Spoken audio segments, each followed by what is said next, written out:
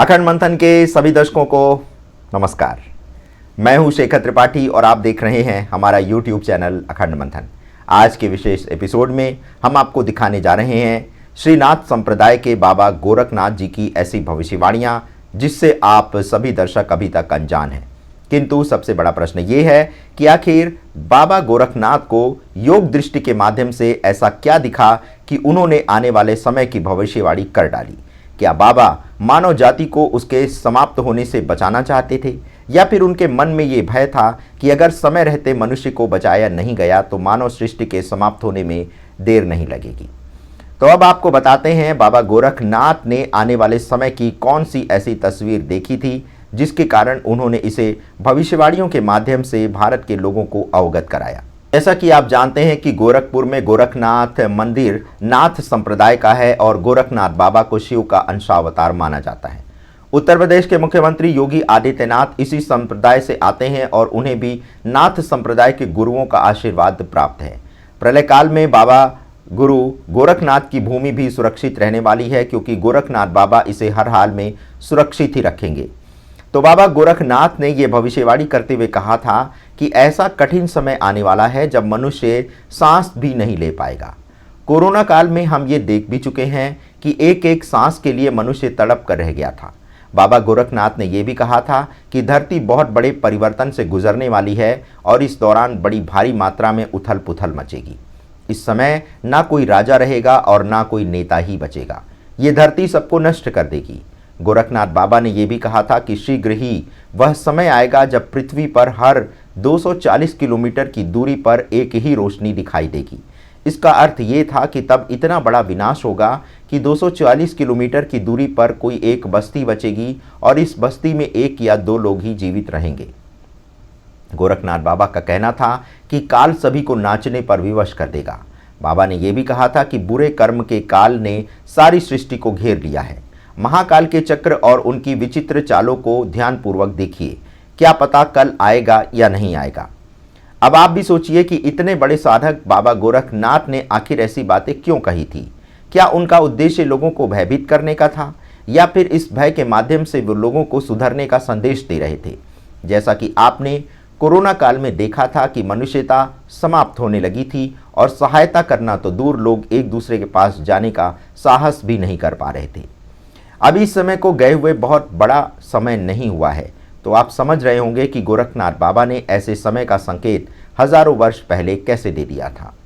अब आपको रूस के रहस्यवादी एवं तांत्रिक रासपुतिन की उन भविष्यवाणियों से अवगत कराते हैं जो उन्होंने आने वाले समय के लिए बहुत पहले ही कर दी थी। माना जाता है कि रासपुतिन में लोगों को ठीक करने की क्षमता थी, विशेषकर उन लोगों को जो गंभीर रोगों से पीड़ित थे जिन्हें डॉक्टर ठीक नहीं कर सकते थे। इसके अलावा ऐसा माना जाता था कि उनमें भविष्य देखने और घटनाओं की भविष्यवाणी करने की क्षमता थी और उनके कई अनुयायी राजनीति और व्यक्तिगत मामलों पर उनकी सलाह लेते थे। तो इसी आधार पर रासपुतिन ने क्या कहा था, ये बताते हैं आपको। रासपुतिन ने कहा था कि सदोम और अमोरा को वापस लाया जाएगा। आपको बताते चलें कि सदोम और अमोरा दो शहर थे जो मृत सागर के लगभग 11 किलोमीटर दूर स्थित थे। ये दोनों शहर अब विलुप्त हो चुके हैं, किंतु रासपुतिन का कहना था कि ये दोनों शहर वापस लाए जाएंगे और उन्हें फिर से बसाया जाएगा। उनके अनुसार पुरुष महिलाओं की तरह कपड़े पहनेंगे और महिलाएं पुरुष की तरह कपड़े पहनने लगेंगी।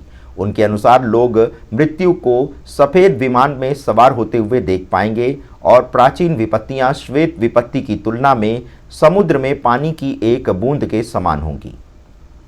चौराहों पर लाशों का ढेर लग जाएगा एवं लाखों लोग बिना चेहरे वाली मौत मारे जाएंगे। लाखों निवासियों वाले शहरों में मृत लोगों को दफनाने के लिए स्थान भी नहीं मिलेगा और कई देहाती गांवों को क्रॉस के निशान की तरह मिटा दिया जाएगा। कोई भी औषधि श्वेत प्लेग को रोक नहीं पाएगी, क्योंकि ये शुद्धि का द्वार है। उनके अनुसार अभी कोई प्लेग नाम की महामारी आने वाली है जिसकी दवा भी नहीं बन पाएगी। रासपुतिन ऐसी जनसंहारक घटनाओं को शुद्धिकरण के रूप में देख रहे थे। रासपुतिन आगे लिखते हैं कि 10 में से 9 मनुष्यों का रक्त अशुद्ध हो चुका होगा। ऐसा भविष्य मालिका में भी लिखा है कि आने वाले समय में रक्त में संक्रमण की कोई बीमारी आ सकती है, जिसके कारण अधिकांश लोगों के रक्त में संक्रमण होगा और किसी किसी व्यक्ति का रक्त ही शुद्ध रह पाएगा। इसके बाद आपको राजस्थान के एक राजा की भविष्यवाणी से अवगत कराते हैं, जिसमें उन्होंने कलयुग का अंत होने की भविष्यवाणी की थी। इसमें राजस्थान के राजा ने 3 मूर्तियां बनवाई थीं एवं 6 वेधशालाओं का भी निर्माण कराया था। इनमें से वेधशालाओं को अंग्रेजों ने नष्ट कर दिया था। राजस्थान के ही 6000 ज्योतिषियों के एक सम्मेलन के दौरान इन वेधशालाओं और मूर्तियों से जुड़ी भविष्यवाणियों का रहस्य उद्घाटन भी किया गया था। राजा ने जो 3 प्रतिमाएं बनवाई थीं, उनमें से 2 घोड़ों की प्रतिमा थी और एक भगवान विष्णु की प्रतिमा थी। ये मूर्तियां संगमरमर पत्थर में तराशी गई थीं, जिसमें समय के अनुसार कुछ परिवर्तन दिखाई दे रहे हैं।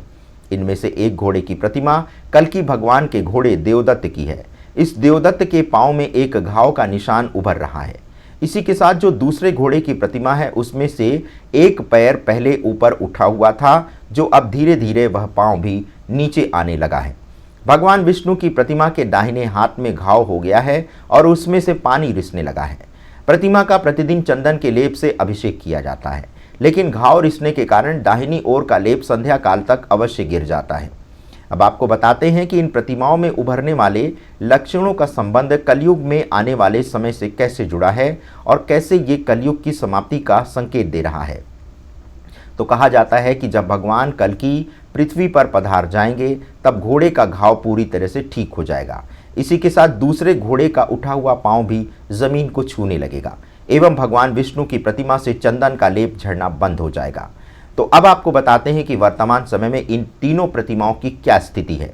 तो घोड़े के पांव और भगवान विष्णु की प्रतिमा का घाव दोनों ही 99% तक ठीक हो चुके हैं। बस एक छोटा सा निशान शेष है, वह भी दिन पर दिन कम होता जा रहा है। ऐसी भविष्यवाणी की गई थी कि जिस दिन भगवान और घोड़े की प्रतिमा का घाव पूरी तरह से ठीक हो जाएगा, उसी दिन भगवान कल्कि का घोड़ा देवदत्त जीवित हो जाएगा और मंदिर परिसर के बाहर दौड़ने लगेगा। इसी के बाद ये घोड़ा भगवान कल्कि को लेकर उड़ जाएगा। 18 नवंबर 2015 तक की बात करें तो अब भगवान विष्णु की प्रतिमा से चंदन का लेप झड़ना बंद हो गया है और इसी दिन कल्कि भगवान ने विवाह भी कर लिया है। अब उनके आगमन की सूचना देना शेष रह गया है। तो आज के अंक में बस इतना ही।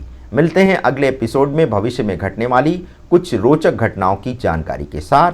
तब तक हमें अनुमति दें। धन्यवाद। नमस्कार।